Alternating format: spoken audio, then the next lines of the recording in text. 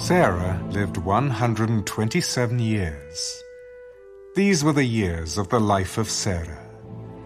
So Sarah died in Kirjath Arba, that is, Hebron, in the land of Canaan. And Abraham came to mourn for Sarah and to weep for her.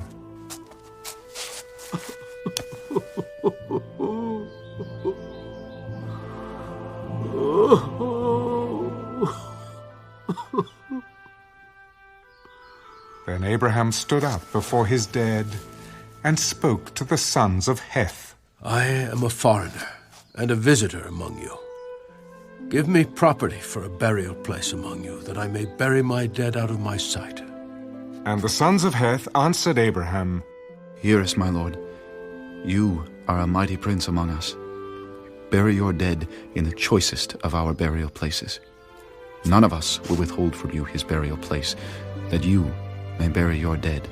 Then Abraham stood up and bowed himself to the people of the land, the sons of Heth. And he spoke with them.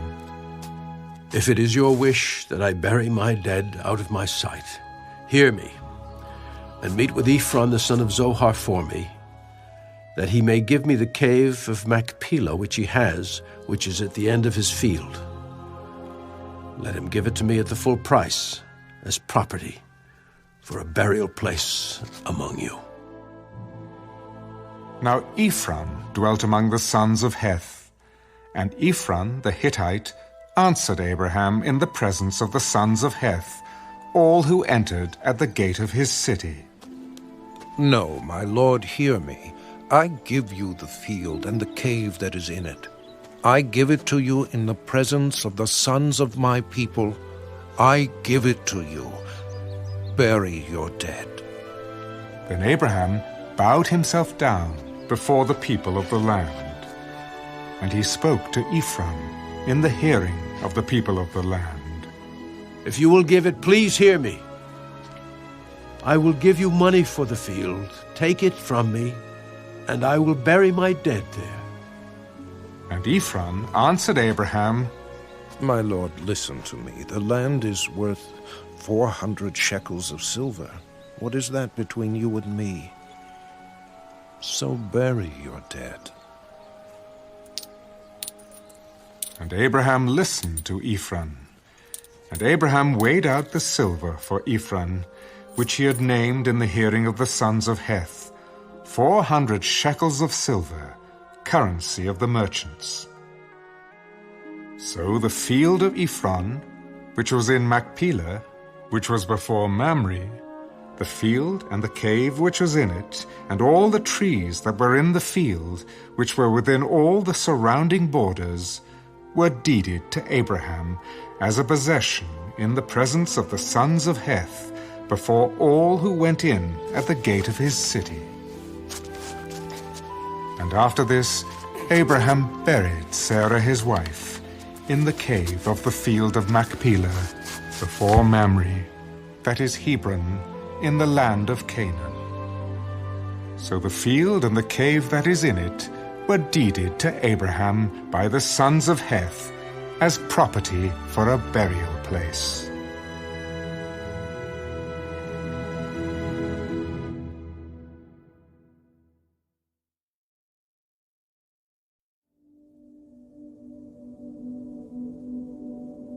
And Jesus answered and spoke to them again by parables.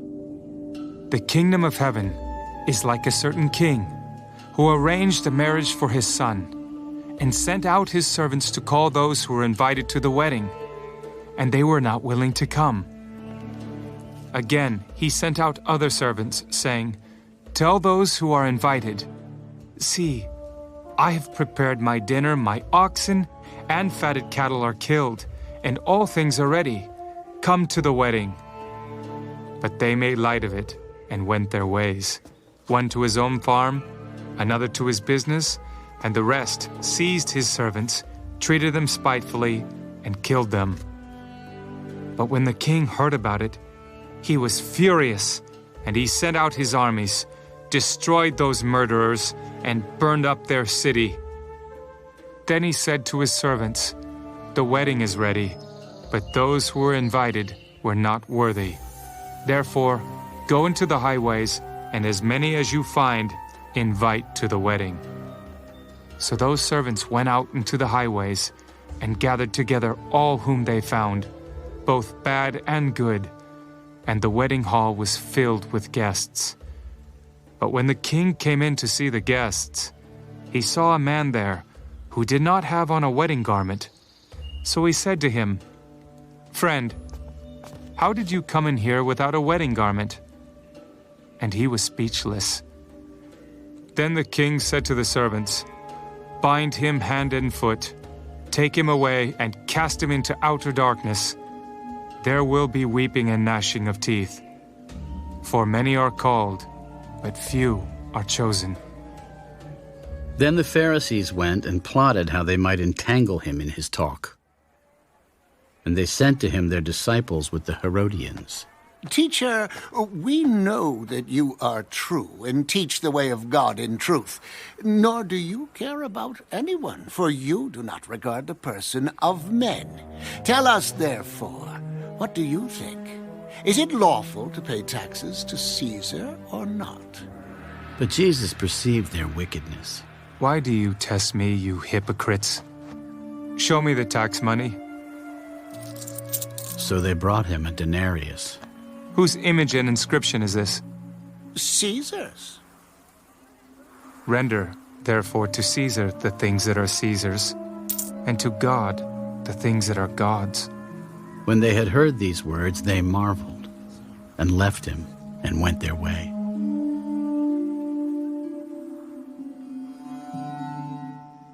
The same day, the Sadducees, who say there is no resurrection, came to him. "Teacher, Moses said that if a man dies, having no children, his brother shall marry his wife and raise up offspring for his brother. Now, there were with us 7 brothers.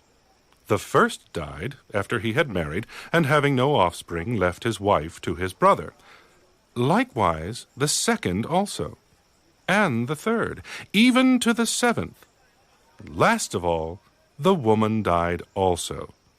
Therefore, in the resurrection, whose wife of the 7 will she be? For they all had her." You are mistaken, not knowing the Scriptures, nor the power of God. For in the resurrection they neither marry nor are given in marriage, but are like angels of God in heaven.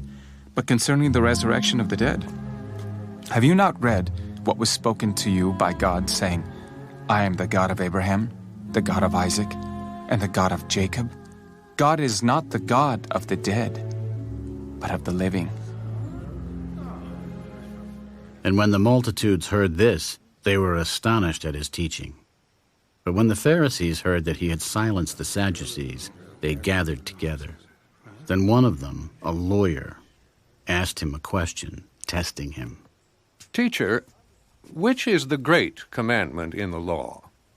"You shall love the Lord your God with all your heart, with all your soul, and with all your mind. This is the first and great commandment. And the second is like it. You shall love your neighbor as yourself. On these 2 commandments hang all the law and the prophets." While the Pharisees were gathered together, Jesus asked them, "What do you think about the Christ? Whose son is he?" The son of David. "How then does David in the Spirit call him Lord, saying, 'The Lord said to my Lord, sit at my right hand, till I make your enemies your footstool'? If David then calls him Lord, how is he his son?" And no one was able to answer him a word, nor from that day on did anyone dare question him anymore.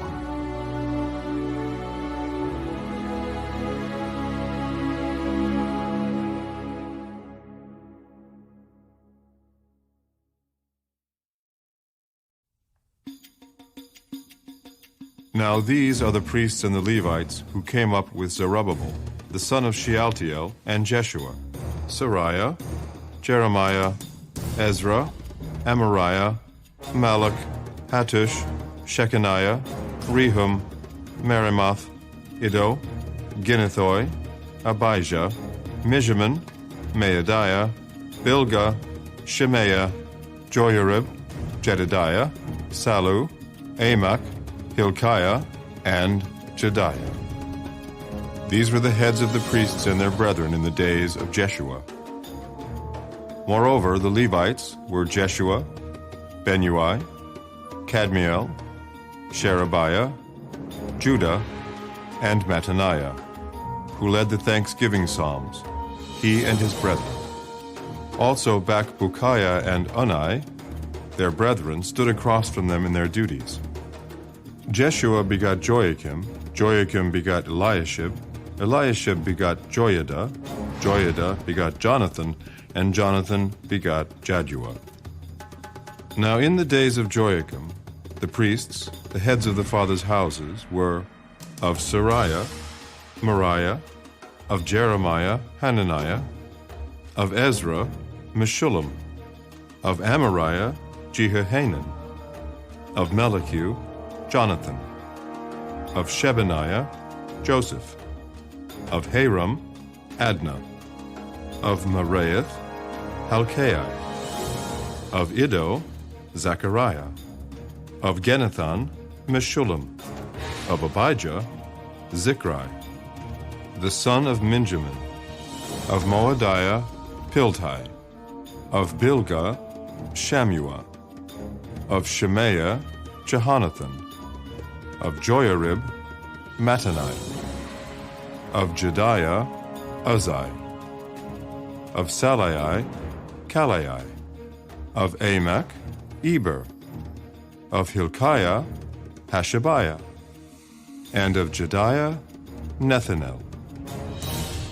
During the reign of Darius the Persian, a record was also kept of the Levites and priests who had been heads of their fathers' houses in the days of Eliashib, Joiada, Johanan, and Jaddua.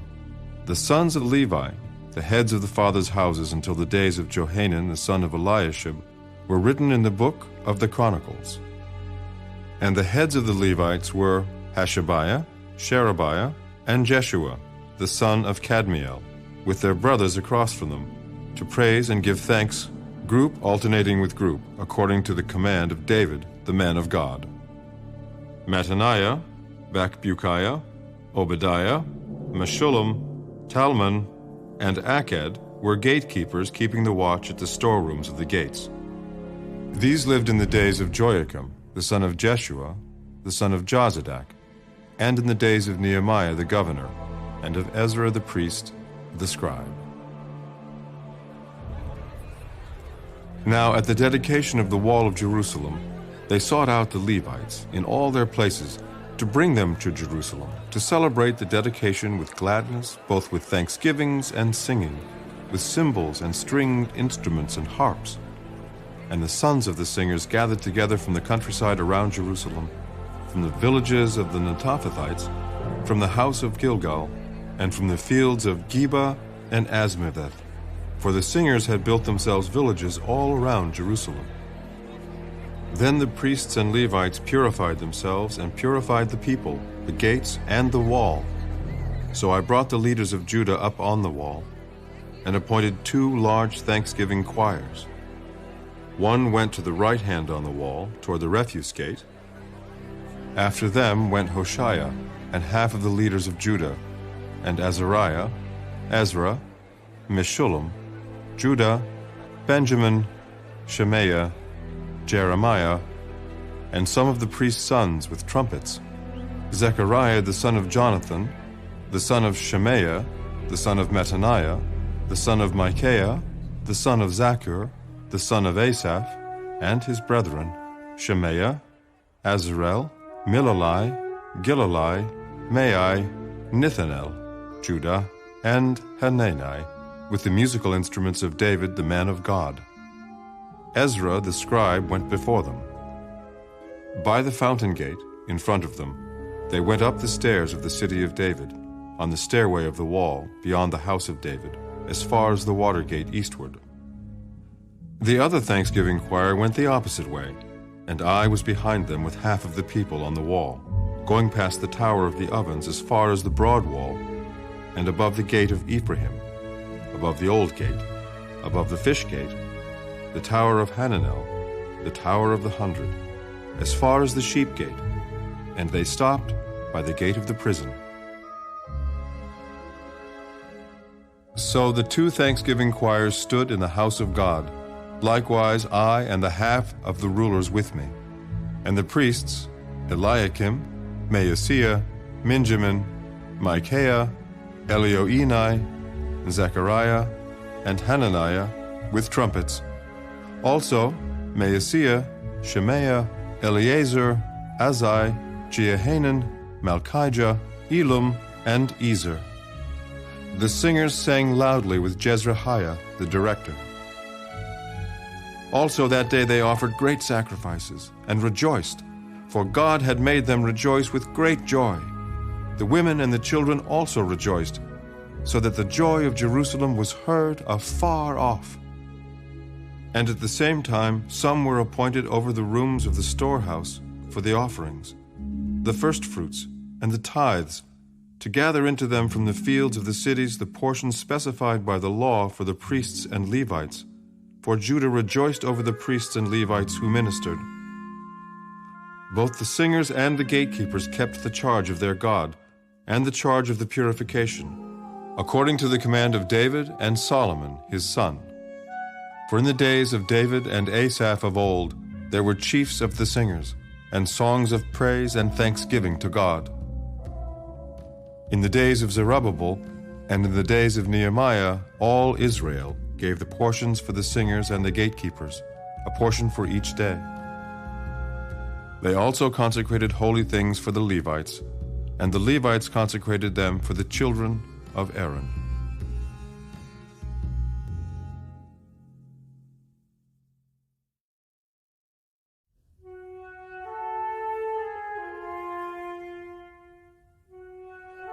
Brethren and fathers, hear my defense before you now. And when they heard that he spoke to them in the Hebrew language, they kept all the more silent. I am indeed a Jew, born in Tarsus of Cilicia, but brought up in this city at the feet of Gamaliel, taught according to the strictness of our father's law, and was zealous toward God as you all are today. I persecuted this way to the death, binding and delivering into prisons both men and women, as also the high priest bears me witness, and all the council of the elders, from whom I also received letters to the brethren, and went to Damascus to bring in chains even those who were there to Jerusalem to be punished. Now it happened as I journeyed and came near Damascus at about noon, suddenly a great light from heaven shone around me, and I fell to the ground and heard a voice saying to me, Saul, Saul, why are you persecuting me? So I answered, Who are you, Lord? And he said to me, I am Jesus of Nazareth, whom you are persecuting. And those who were with me indeed saw the light and were afraid, but they did not hear the voice of him who spoke to me. So I said, What shall I do, Lord? And the Lord said to me, Arise and go into Damascus, and there you will be told all things which are appointed for you to do. And since I could not see for the glory of that light, being led by the hand of those who were with me, I came into Damascus. Then a certain Ananias, a devout man according to the law, having a good testimony with all the Jews who dwelt there, came to me, and he stood and said to me, Brother Saul, receive your sight. And at that same hour, I looked up at him. Then he said, The God of our fathers has chosen you, that you should know his will and see the just one, and hear the voice of his mouth. For you will be his witness to all men of what you have seen and heard. And now, why are you waiting? Arise and be baptized, and wash away your sins, calling on the name of the Lord. Now it happened, when I returned to Jerusalem and was praying in the temple, that I was in a trance and saw him saying to me, "Make haste and get out of Jerusalem quickly, for they will not receive your testimony concerning me." So I said, "Lord, they know that in every synagogue I imprison and beat those who believe on you. And when the blood of your martyr Stephen was shed, I was also standing by, consenting to his death and guarding the clothes of those who were killing him." And he said to me, "Depart, for I will send you far from here to the Gentiles." And they listened to him until this word, and then they raised their voices. "Away with such a fellow from the earth, for he is not fit to live." Then, as they cried out and tore off their clothes and threw dust into the air, the commander ordered him to be brought into the barracks, and said that he should be examined under scourging, so that he might know why they shouted so against him. And as they bound him with thongs, Paul said to the centurion who stood by, "Is it lawful for you to scourge a man who is a Roman and uncondemned?" When the centurion heard that, he went and told the commander. "Take care what you do, for this man is a Roman." Then the commander came and said to him, "Tell me, are you a Roman?" "Yes." "With a large sum I obtained this citizenship." "But I was born a citizen." Then immediately those who were about to examine him withdrew from him. And the commander was also afraid after he found out that he was a Roman, and because he had bound him. The next day, because he wanted to know for certain why he was accused by the Jews, he released him from his bonds, and commanded the chief priests and all their council to appear, and brought Paul down and set him before them.